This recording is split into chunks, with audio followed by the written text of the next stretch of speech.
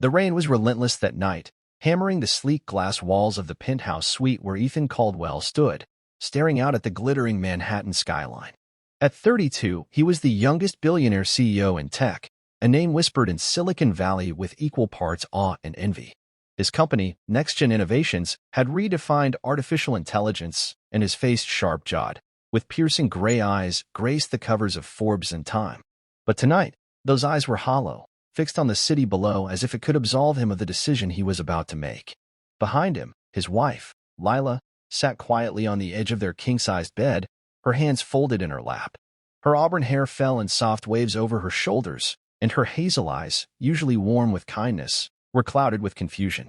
She wore a simple cotton dress, a stark contrast to the opulent room, and her voice, when she finally spoke, was barely above a whisper. "Ethan, please. Talk to me.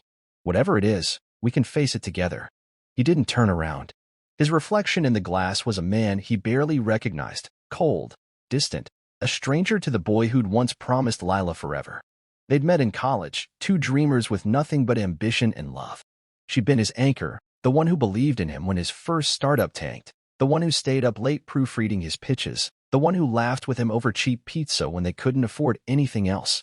But now, with billions in the bank and a boardroom full of sharks circling, Ethan saw her differently. Not as his partner, but as a liability. "Lila," he said, his voice flat, "this isn't working." She stood, crossing the room to stand beside him, her bare feet silent on the marble floor. "What's not working?" "Us. Ethan, we've been through worse. If it's the stress, the company, Al. It's not the company." He turned to face her, and the detachment in his eyes made her step back. "It's you. You don't fit in this world. My world. The investors, the partners, they expect a certain image. You're too soft. Too ordinary." The words landed like a slap, but Lila didn't flinch. She searched his face, looking for the man she'd married, the one who'd carved their initials into a tree outside their first apartment. "You don't mean that," she said softly. "You're tired. Let's sleep on this. Talk tomorrow." "There is no tomorrow." He cut her off, pulling an envelope from his suit jacket and placing it on the glass coffee table between them. "These are divorce papers. Sign them. I've arranged for you to have an apartment downtown and enough money to start over. You'll be fine." Lila stared at the envelope, her breath catching. "You're abandoning me? After everything?" Her voice trembled, not with anger, but with disbelief. "Ethan, I love you. I've always loved you. Why are you doing this?" He couldn't meet her eyes. "It's better this way. For both of us." She didn't cry. Not then. She picked up the envelope, her fingers steady, and walked to the door. "You're wrong," she said, pausing with her hand on the knob. "You're throwing away the best part of yourself. I hope you realize that before it's too late." The door closed behind her, and Ethan stood alone, the rain drumming against the windows like a heartbeat. He told himself he'd done the right thing. Lila was a relic of his past, a reminder of who he'd been before the world crowned him king. He needed a wife who sparkled at galas, who charmed investors, who matched the polished veneer of his empire. Lila, with her quiet strength and selfless heart, was a liability in that world. He didn't see her again. Not for 10 years. The mall was a chaotic symphony of holiday shoppers, their voices blending with the jingle of Christmas music. Ethan, now 42, navigated the crowd with practiced ease, his tailored coat brushing against harried parents and giggling teens. He wasn't here to shop. He never shopped in places like this, but his assistant had insisted on picking up a custom watch from a boutique in the mall's upscale wing. Ethan had agreed, mostly to escape the suffocating boardroom where his latest merger was unraveling. He was different now, though the world wouldn't know it. The boyish charm that once softened his ambition had eroded, replaced by a steely edge. His hair was flecked with gray, his eyes perpetually narrowed, as if scanning for threats. NextGen was worth $50 billion, but the victories felt hollow. The women who came and went, models, heiresses, influencers, left no mark. The penthouse, now a sterile fortress of glass and steel, echoed with silence. He'd won everything he'd ever wanted, yet something gnawed at him, a regret he refused to name. He was halfway to the boutique when he saw her. Lila stood outside a bookstore, her auburn hair tucked into a messy bun, her face glowing with a warmth that stopped him cold. She wore a green scarf and a wool coat that had seen better days, but she was radiant, laughing as she knelt to tie a child's shoe. Not one child, two. A boy and a girl, no older than 9, with identical mops of dark hair and gray eyes that mirrored Ethan's own. His breath caught. The twins looked like him. Exactly like him. The boy tugged at Lila's sleeve, pointing at a display of science kits in the bookstore window. Mom, can we get the robot one? Please. His voice was eager, his smile wide. The girl, clutching a stuffed penguin, chimed in. Only if we get the chemistry set too. Robots are cool, but explosions are cooler. Lila laughed, a sound that pierced Ethan's chest. You too, and your experiments. Let's see what's on sale first, okay? We've got to save some money for Grandma's Christmas present. Ethan stood frozen, the crowd parting around him like water around a stone. Mom. She'd called herself their mom. And those eyes, his eyes, stared back at him from the faces of strangers. His mind raced, calculating the years. 10 years since he'd last seen her. 9-year-old twins. The math was undeniable. He moved before he could stop himself, his polished shoes clicking against the tile as he approached. Lila was still kneeling, adjusting the girl's scarf, when his shadow fell over them. She looked up, and for a moment, time collapsed. Her hazel eyes widened, then softened, not with anger or fear, but with something he couldn't name. Pity, maybe. Or forgiveness. Ethan, she said, standing slowly. The twins glanced at him, curious but unafraid, their hands still clutching her coat. Lila. His voice was hoarse, unfamiliar. He looked at the children, then back at her. Are they? She didn't answer, but her silence was enough. The boy tilted his head, studying Ethan with a scrutiny that felt unervingly familiar. Who's this guy, Mom? Lila hesitated, then smiled gently. An old friend, Noah. This is Ethan. Ethan, this is Noah and Emma. Emma squinted at him, hugging her penguin tighter. You look like us, she said bluntly, and Noah nodded, as if confirming a scientific hypothesis. Ethan's throat tightened. He wanted to ask 1,000 questions, how, why, when, but the words wouldn't come. Instead, he said, Can we talk? Please. Lila glanced at the twins, then nodded. There's a cafe across the way. Kids, you can look at books for 10 minutes, but stay where I can see you. The twins scampered into the bookstore, their laughter trailing behind them. Lila led Ethan to a small table by the cafe window, her movements calm but guarded. They sat, and for a moment, neither spoke. The weight of a decade hung between them.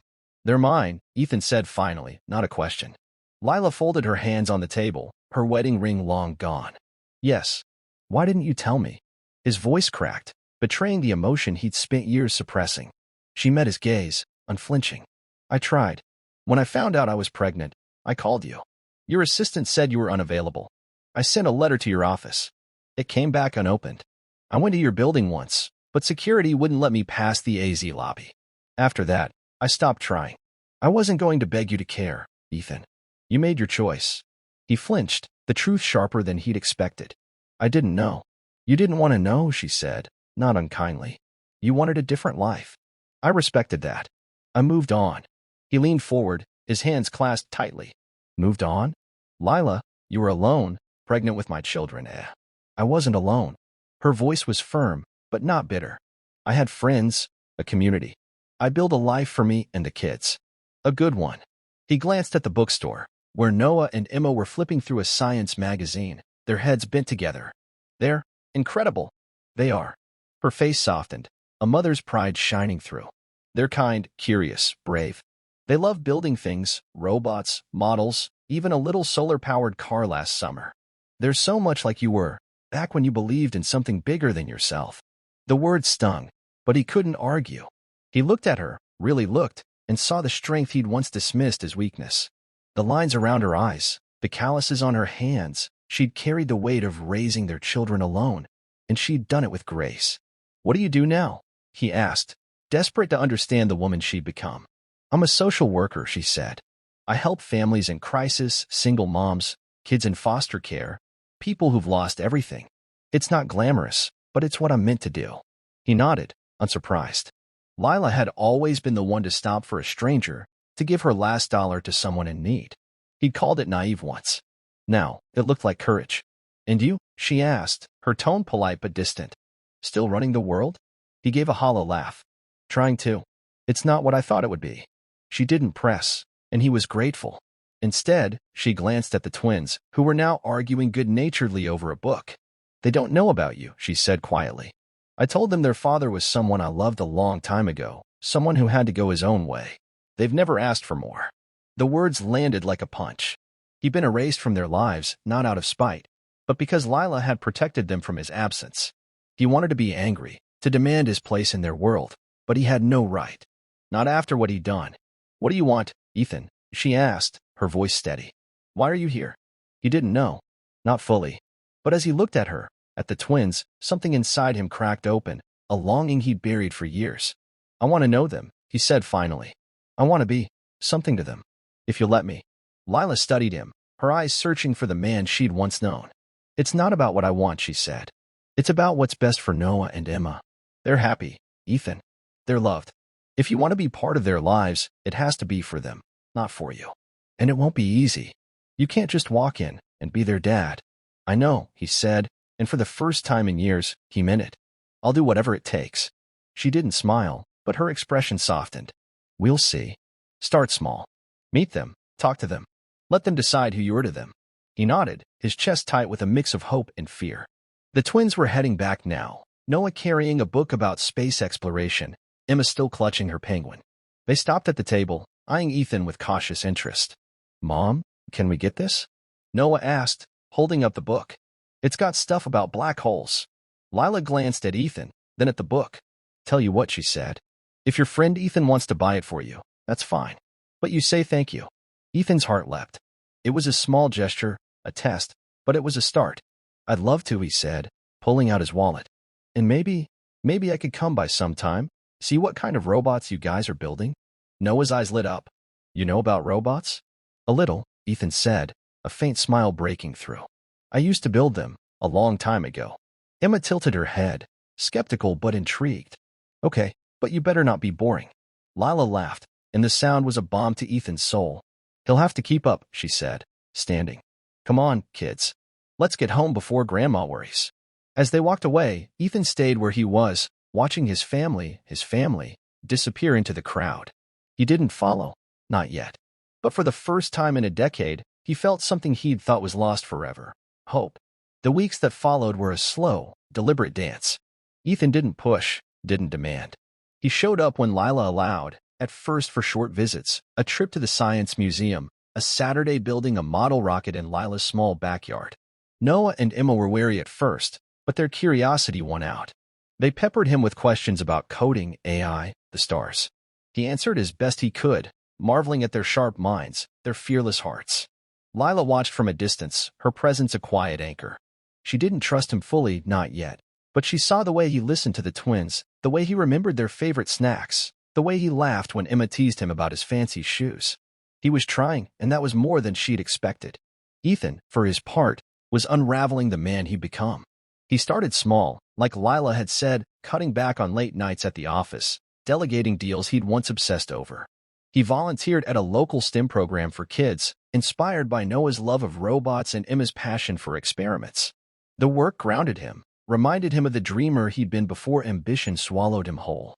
One evening, 6 months after the mall, Ethan sat with Lila on her porch, the twins asleep inside after a long day of building a drone. The air was warm, crickets chirping in the distance. Lila handed him a glass of iced tea, her movements easy, unguarded. "They like you," she said, sitting beside him. "They don't say it, but I can tell." Ethan's throat tightened. "I don't deserve that." "Not yet." "No," she agreed, but her voice was gentle. "But you're earning it. That's what matters." He looked at her, the woman he'd lost, the mother of his children, the embodiment of everything good he'd once turned away from. "Lila," he said, his voice low, "I'm sorry. For everything. I was a fool." She didn't look away, but she didn't absolve him either. "You were," she said simply. "But that's not who you are now, or who you could be." The words were a gift, a chance he hadn't earned but would spend the rest of his life proving he deserved. He reached for her hand, hesitant, and she let him take it, her fingers warm against his. Inside, the twins dreamed of stars and circuits, their laughter echoing in Ethan's heart. Outside, the world was vast, messy, full of pain and possibility. And for the first time in 10 years, Ethan Caldwell felt like he was exactly where he was meant to be.